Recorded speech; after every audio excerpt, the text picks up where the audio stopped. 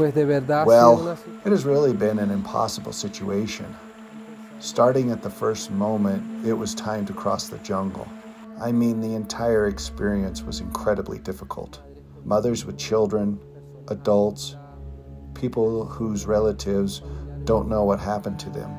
And I'm sure they will never know why they lost their lives. In December, Denver experienced an influx of migrants from South America. The arrival prompted Denver to convert 3 recreation centers as well as city buildings into temporary emergency shelters.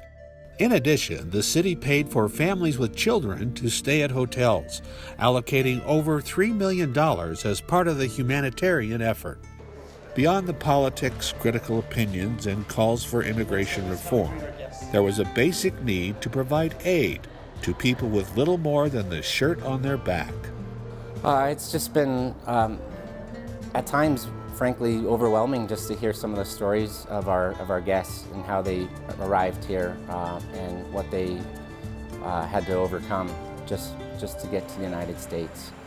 It's not that anyone told me. I essentially witnessed it. I saw many people. Well, you see, it's difficult to successfully cross Panama. I spent the journey living one day to the next, and through each country, the thieves took so much. They have really sad stories. Like, there was this lady that she was traveling and she has her baby with her, and for some reason they have a kind of an accident and the baby died on the way, and she didn't want to leave it on the jungle, so she carried the dead baby for like days until they got into a place where she can bury him.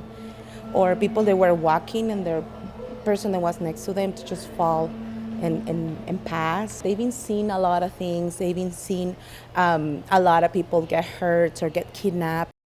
Most people arriving at the shelter were suffering from malnutrition, in need of medical help, and did not have the basics to protect themselves from Colorado's extreme cold. Denver residents did not hesitate. They answered the call by donating winter clothes, toiletries, and volunteering at shelters. Denver city employees adopted new job roles and worked around the clock to provide essential care.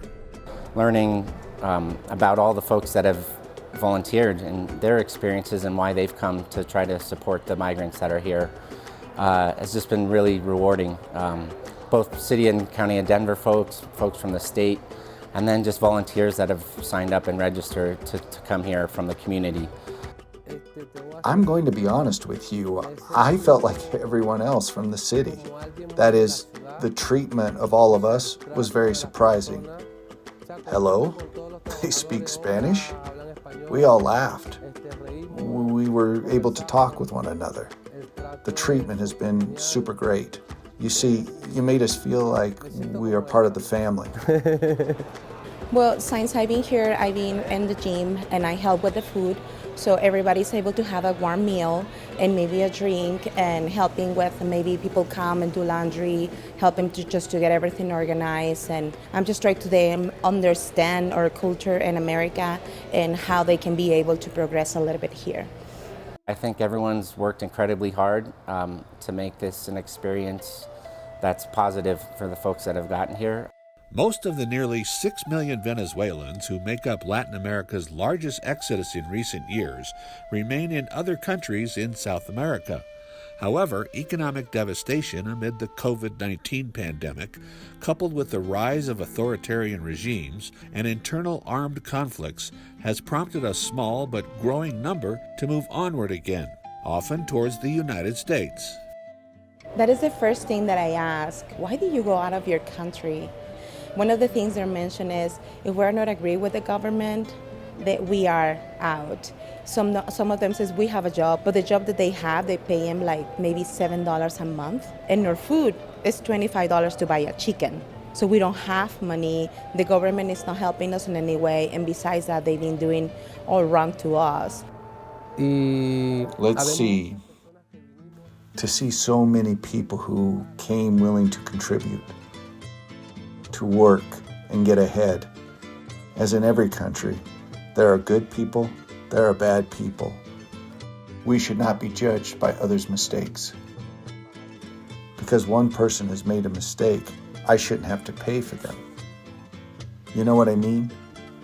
I only ask for the support of a permit or something that makes us valid so that we can find a good job, to contribute to the state, and grow as a person. I think it's just a lot of good people, hardworking people that are trying to make a better life for themselves, all with all the same goal of getting here to improve their life and improve the lives of their families. For the people making this incredible journey, the future is unclear. On average, most South American immigrants obtain lawful permanent residence in the United States through family ties. Central to the motives behind this crisis is opportunity, the desire for a chance to live and thrive. It was too strong of an incentive that forced me to do this, to leave my country, to cross cities and other countries without knowing the risk that one takes. The things that one goes through is difficult, but always with the mentality of getting ahead and giving my children a better future.